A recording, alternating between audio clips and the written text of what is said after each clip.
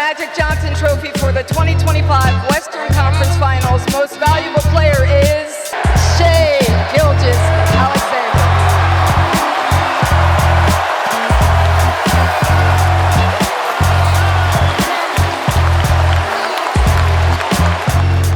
And that MVP is Pascal Siakam.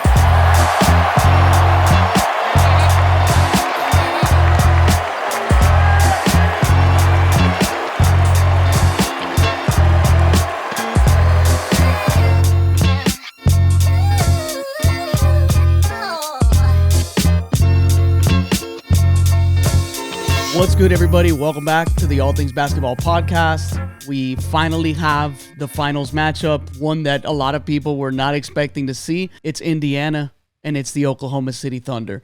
Two teams that luxury tax paying teams, second apron teams, all that other stuff you want to throw in there. They have a lot of notes to take on these two franchises. Two teams that have built via trade, draft, development, obviously some gambles, right? Like just like anyone, right? Maybe you overpay a person here and there and, maybe it doesn't work out. And then eventually all of the things start to make sense. And now you have two deep, great chemistry, two-way teams that look like great versions of themselves, peaking at the right time, in my opinion, both of these teams. And I want to just stop wasting time, and this is going to be a pod about really just previewing this playoff matchup, this finals matchup, and I'm going to go through team comparisons, right? So kind of look at what these teams have done in the regular season. I'm going to have a graphic up there, and it's going to just pretty much look at them side by side, right? And we'll basically get a nice little picture of maybe something that stands out to you. I'll talk about some of the things that stand out to me. I'm also going to show player averages for the players that played in both of the regular season games. There are some issues with the sample in the regular season. Chet Holmgren didn't play in both games. Alex Caruso wasn't in one of those games. Also, Aaron Nesmith missed a game. I think that, let me see if I have anything else in here. Oh, yeah, and also Ben Mathurin missed a game. So, there's a little bit of like, well, we didn't play each other at full strength yet. Right. And also it's the regular season, so you can, take that little piece of paper, crumble it, throw it away, or you can look deep into it, kind of see what the matchups were like and what the players looked like out there against each other, which is what I like to do. I rewatched their games like a week ago because I was already thinking this may be the finals matchup, and then I took the time earlier this morning, Sunday morning, to rewatch both games, take some notes, kind of refresh my mind and see what this looked like. So let's get to the team notes, right? The team comps, and just kind of see where these two teams stand. So as you can see on the graphic, you can take a picture of it. It'll be up there for a little bit. But so we look at something that really stands out to me. And it's something that I think it's one of the biggest factors in this matchup, and that's opponent points in the paint. The Pacers, 26 in the regular season in that regard, allowing 51.8 points. I really think that the Thunder, being one of the teams that drove the most, if not, I think they had the most drives this season, and that's going to prove to be very problematic for the Indiana Pacers, especially with the spacing the Oklahoma City Thunder have. They have not shot it well in the playoffs in general from three, but if you want to take your chances and leave a Lou Dort open, a Cason Wallace open, a Jalen Williams open, even Shai Gilgeous-Alexander, who he will make them from time to time. If you want to leave him open or Chet Holmgren open, these are risks and some gambles that teams have tried, and some of the times it works, some of the times it doesn't, and we get the results that we get with the Thunder winning games, whether they shoot it well or not. So I think that is a big factor here. I also think that the points off of turnovers is a very interesting thing because both of these teams don't allow opponents to score off of their turnovers a whole lot. And a big reason for that is, one, it could be transition defense, but for the most part, it's because both of these teams don't turn the ball over a lot. Right? Like these two teams really take care of the ball, and you can see it right here. Obviously when you're a heavy isolation team like the Thunder with the ball in Shai's hands, you do reduce your chances of turning the ball over because the ball's in the hands of one person for a large amount of time before a kick out if help shows, and it becomes a little safer pass to make in general. Second chance points is another thing that really stood out to me when I put these teams side by side. And the Thunder, we know this is a team that likes to crash the boards. They like to get those second chance points, whether it's from Caruso just crashing hard, whether it's Hartenstein somewhere near the rim, or Chet Holmgren or Jalen Williams. These are all guys that grab offensive rebounds, and it's at a high rate. As a team, these guys do a really good job of getting a second, third, fourth possession through some crazy positioning, through some awesome effort, and that is not something that the Pacers have done all season long, right? They're 30th in second chance points, and I think that is also something that could come back to haunt them, because if you're going to be a team that isn't going to get a lot of second chance points and the Thunder are going to up their second attempts or third attempts, you're giving a team that's very elite on offense, just like the Pacers are, more bullets in the chamber, and that could really just destroy them down the stretch. I also want to look at something like opponent three-pointers attempted. The Thunder are a team that really, like, if you look here, they're 23rd in the regular season in allowing three-pointers to be shot.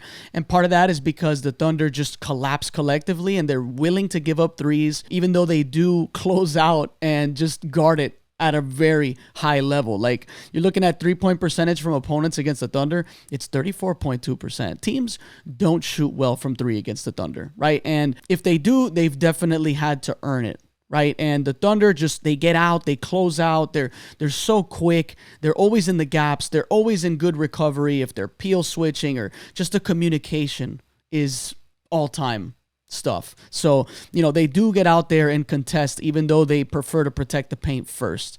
So that is something that could prove difficult for the Indiana Pacers, a team that really wants to use that spacing to their advantage to also get to the rim. This is a team that uses the spacing to get paint points as well. So, very unique in that aspect. They're not like the Celtics in the sense where we're just going to shoot 50 threes a game and hope that the shots fall. This is a team that puts the ball down and gets to the basket. And they also play very fast. So that's going to be very interesting. Now, one last thing that stood out to me was pace between these two teams.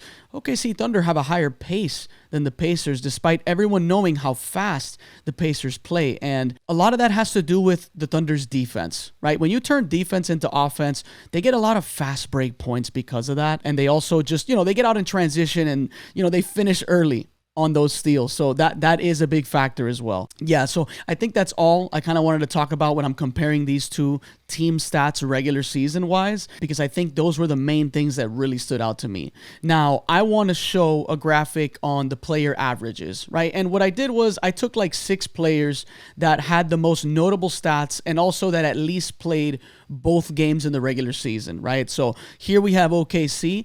Shai Gilgeous-Alexander, look at these averages against the Pacers in the 2 games. I mean, this dude is a monster. He looks incredibly comfortable. I'm going to get into the matchup stuff, right, to kind of also discuss what I saw teams comfortable with early on to start the games and kind of throughout the matchup tracking data that it gives you how often someone was guarded by who. And that's how I'll get into the end of the pod where I talk about, kind of a game theory type of section of this pod where I'm kind of going to ask some questions about each team. So, Jalen Williams didn't shoot it well against these guys, but I think a lot of those were shots that just, he normally makes. And I think as his confidence has built throughout this postseason, being challenged by some tough defensive teams, by some great size at the rim, I think that he is going to be very comfortable in this series. I really do. Lou Dort, also, you can see just dude had an awesome little season series with these guys. Shot it extremely well. He looked very comfortable. He caused a lot of problems, and we're going to talk about the struggles, right, that I saw from the Pacers in the regular season. Isaiah Joe, you can see Kenrich Williams here. He may be a secret weapon. I'll talk about that later. And then Hartenstein, who is someone that I do have a question about going into this finals matchup. Now, I'm showing the player averages for the Indiana Pacers, right? And like I said, it's going to be about 6 names. Again, guys that played 2 games and had notable numbers. Andrew Nembhard looked very comfortable against the Thunder offensively, okay? Didn't shoot it well from three against these guys. Not surprised by that. These guys, like I said, they defend the three-point line very well, even though the Pacers shot it well in that first game, I believe. But then Siakam, right? He is someone that I'm going to talk about a little bit later as well when I get into the matchup stuff. But Siakam also played really well against the Thunder. He struggled in the second game they played, but a lot of the looks he gets, they look good. Halliburton, he is a guy that has really struggled in this matchup, and I'm not surprised. I'm also going to talk about that. Obi Toppin looks good in this matchup. I think he's going to really provide a nice spark for this team like he has all year long. I think he's a very unique player that can cause some decent problems for the Thunder when we talk about like little bursts of maybe there's rotations where the Thunder goes small and then Obi can kind of really get some nice backdoor cut lobs. Maybe he hits some threes where they're cheating off of him, some things like that. So let's talk about matchup stuff and what I saw, right? Game 1, there was no Chet, there was no Caruso, and there was no Aaron Nesmith for the Pacers. This game was in December, so, take what you want from that, right? You can chalk it up to like, this is an early game. Maybe it doesn't really matter much. Maybe these teams are just feeling each other out. They don't really think they're going to see each other in the finals, right? I mean, this is just so far away from the playoffs itself, let alone having to consider this for a finals matchup. So, take what you want from that, but this is what I saw in the first game from them. The starting lineup for the Thunder, it was Shea, Wallace, Dort, J-Dub, Isaiah Hartenstein. And for the Pacers, it was Hallie, Nembhard, Mathurin, Siakam, and Miles Turner. So obviously, no Aaron Nesmith. That's a big, impactful guy that you have that allows Ben Mathurin to come off the bench and play his standard role. And here's what I saw from the matchups that they went early with defensively, right? These teams that were comfortable doing what they were doing. And it was Case and Wallace on Halliburton, though mainly it was Lou Dort. Shea was on Ben Mathurin, which we can obviously expect to happen when Mathurin's out there, if Shea is out there at the same time as Mathurin. Obviously, game 2 is a little bit of a more realistic sample. So it was Jalen Williams on Miles Turner a lot. And we also saw Hartenstein on Miles Turner, but we also saw Hartenstein on Siakam. And we saw Lou Dort on Halliburton. I don't know if I read that already, but that's going to be a constant. I think that Lou Dort is going to be the main guy that they're going to put on Halliburton. Just pick him up as often as you can. You're going to fight over screens. You're going to do as much as you can to get the main engine of this great offense off his game. And Dort has done an incredible job in the regular season against some of the best players on the other team. And he also did a good job against Halliburton in the regular season. So that's going to be another thing. And I'm going to talk about that as well in a little bit. Now for Indiana, they had Hallie on Case and Wallace. Now obviously Halliburton is going to pick up the lesser usage rate guys, right? The guys with the lesser roles on the offensive end, guys that he can rest on, guys that, they can count on him to kind of at least stick with because he's not going to get the ball a whole lot. Nembhard was on Shea. I'll talk about that in a little bit. Pascal Siakam was on Dort. I liked it. I think it's a way to rest as well because you're going to need Siakam at his best to really put some pressure on the Thunder defensively. And then there was Ben Mathurin on Jalen Williams. I mean, obviously Mathurin's not going to be starting. And if he's on Jalen Williams, we need Jalen Williams. If you're the Thunder, you need Jalen Williams to definitely expose that. Miles Turner on Hartenstein. That did not change throughout the course of these 2 games. That was very standard stuff. Game 1, Siakam balls out. Right, and so did Nembhard, and TJ McConnell looked really good. Jarris Walker was very productive in this game, but really the story was how easy it was for Shai Gilgeous-Alexander to get off, right? 45 points, 68% from the field. You're looking at these splits in this game. I mean, this dude was absolutely balling.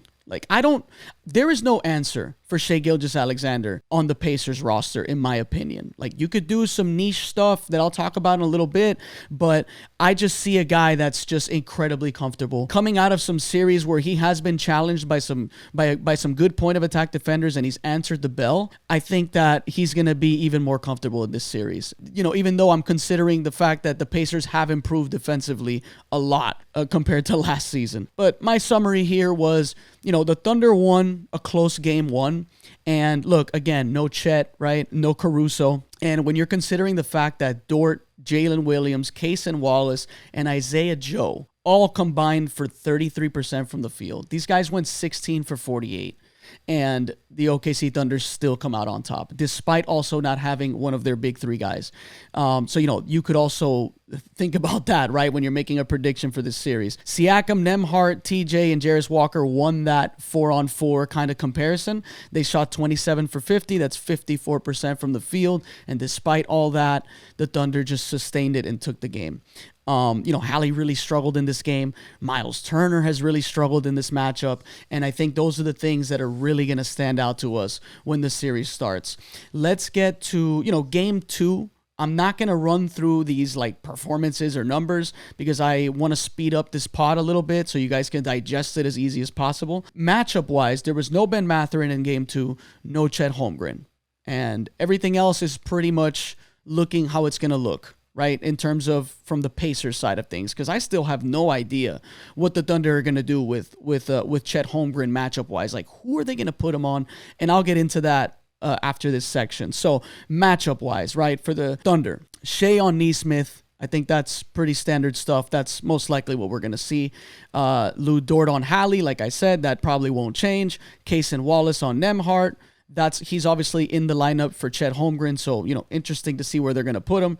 We had Jalen Williams on Siakam and Hartenstein on Miles Turner. Now, here is something that I wanted to talk about. Well, actually, I'll get to that in a second. I apologize. So, Indiana Pacers, Hallie on Case and Wallace, standard stuff. Nembhard on Shea, which is interesting, and I will talk about that. Nesmith on Jalen Williams, Siakam on Dort, Miles Turner on Hartenstein, and Miles Turner also on Kenrich Williams for the most part, because Hartenstein hurt his hip in this game, and we saw a lot of Kenrich Williams minutes. He went from 16 minutes in game 1 to playing 26 minutes in game 2. And by the way, I think that they may have unlocked a secret weapon, particularly against the Pacers, right? Because we know Kenrich Williams comes in, does his short bursts of really good production, and we've talked about the things he does. Two-way player, knows his role, and answers the bell when he's called. And I really think they may have found something and they can look back into from that regular season matchup. Really like the Kenrich Williams minutes. Very interesting piece to this whole finals that maybe some people aren't talking about yet.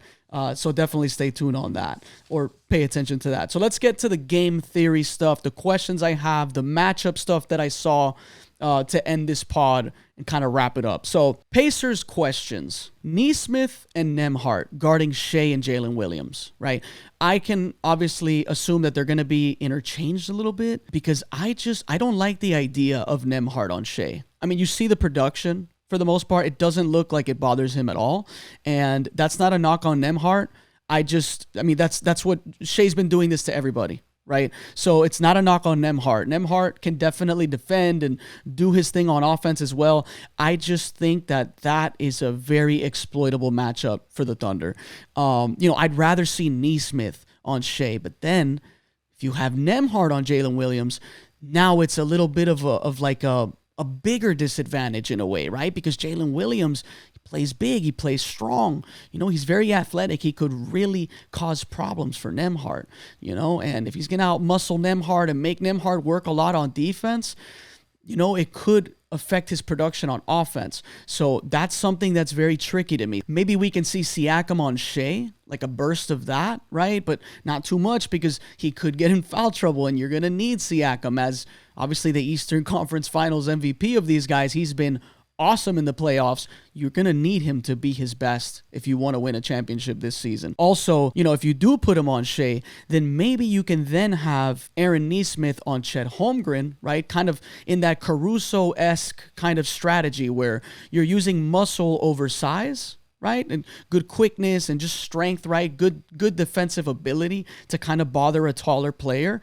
And then maybe you can try your luck with Nembhard on Jalen Williams, though it becomes the same problem that I talked about earlier. So maybe they change that up and maybe it's Andrew Nembhard on Chet, which I don't think is going to happen, but they could think of that stuff, right? If they're not liking the Nembhard on Shea stuff. But again, Siakam on Shea, that's a tough ask. I don't know what that's going to look like.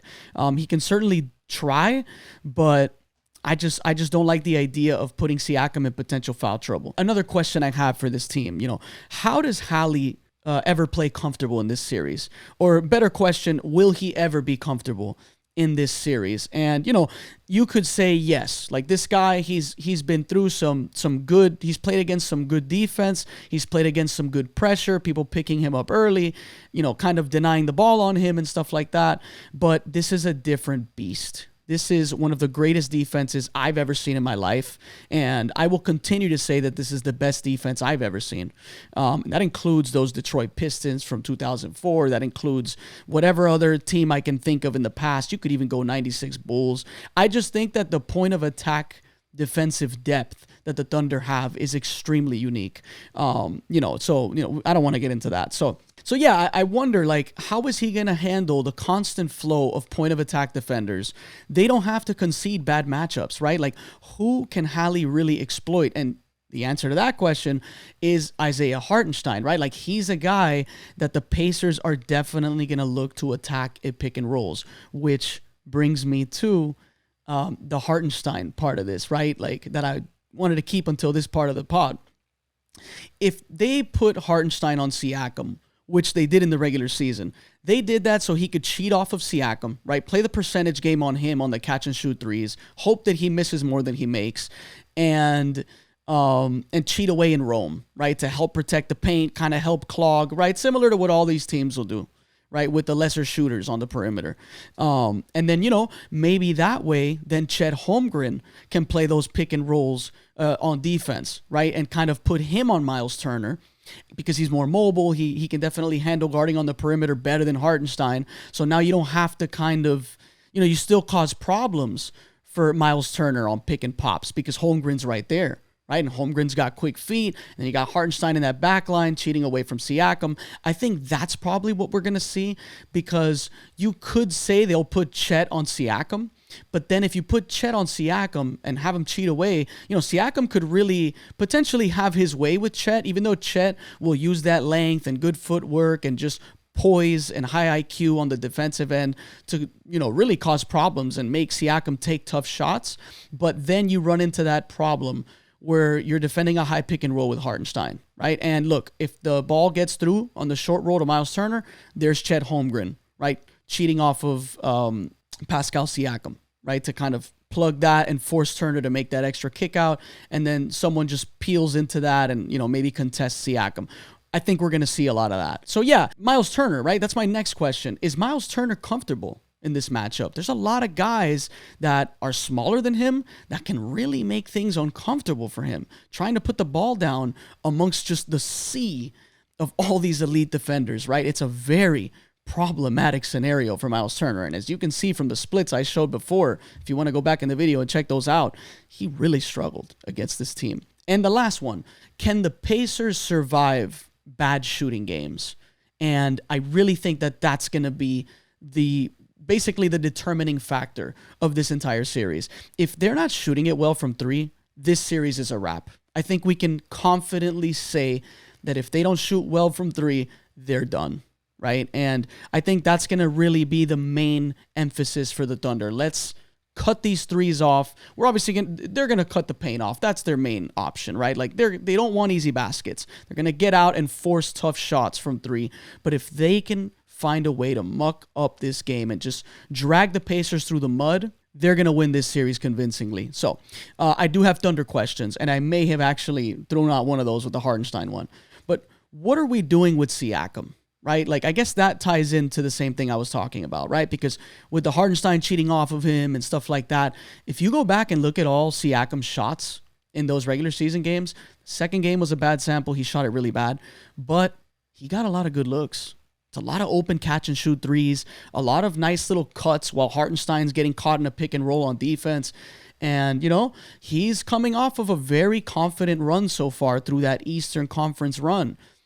Eastern Conference Finals MVP. He's played in a finals before. This is a very experienced veteran that has a lot of skill, a lot of talent. He's very confident. He's a hard worker. He knows his game. He doesn't play outside of himself. He can really be an X factor. I really think he is the X factor for the Pacers because he's going to be that guy they cheat away from, right?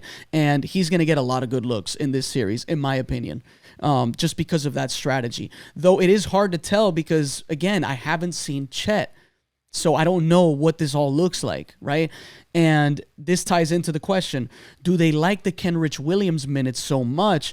And are they having trouble with Hartenstein and Siakam, right? And they don't know kind of what to do if maybe they're thinking about interchanging Chet and Hartenstein, with the Siakam and Miles Turner thing, right? Because now you're putting, like I said, Hartenstein at the top in pick and rolls, and maybe they're exploiting that. So do you put Kenrich Williams out there and kind of run a smaller lineup where you're more mobile, you're in the gaps a little sooner, you don't have to worry so much about pick and roll disadvantages, right, when there's a switch, because you're not worried about Hartenstein holding his ground on the perimeter? So that's a question I have, right? Like, are we going to see Kenrich Williams kind of take a lot of minutes from Hartenstein because of that? And I think it's all really going to depend on how they look defensively, because on offense, I don't know really what the Pacers are going to do about that big-to-big lob, because they get a lot of those. When they're cheating to kind of overhelp on Shea or Jalen Williams, and Chet's in the dunker spot or Hartenstein's in the dunker spot, and one of those two bigger players is in a high pick and roll, that little lob to the backdoor pass, all they got is Miles Turner, right? Like, you could talk about Thomas Bryant or maybe Obi Toppin with the hops, but that is a very exploitable situation in the paint. So, watch out for that, right? Like, they may say, you know what, you guys are cooking us a little bit on offense, but you guys are not able to stop us on offense either. So that's interesting to me.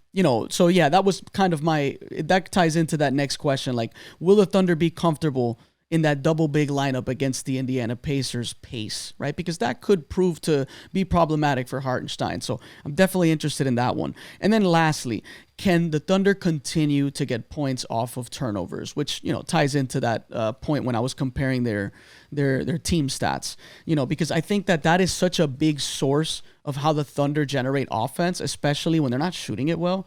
So, they've been able to survive and sustain bad offensive nights just off of how great they've been on defense. So, and the Pacers being such a great team in terms of taking care of the ball, not turning it over, that could take away a lot of offensive potential from the Thunder. Do I think the Thunder are going to struggle to turn defense into offense? Honestly, like, as great as the Pacers offense is and how efficient it is and how much they take care of the ball, if any team is going to turn turnovers into points, it's this Oklahoma City team.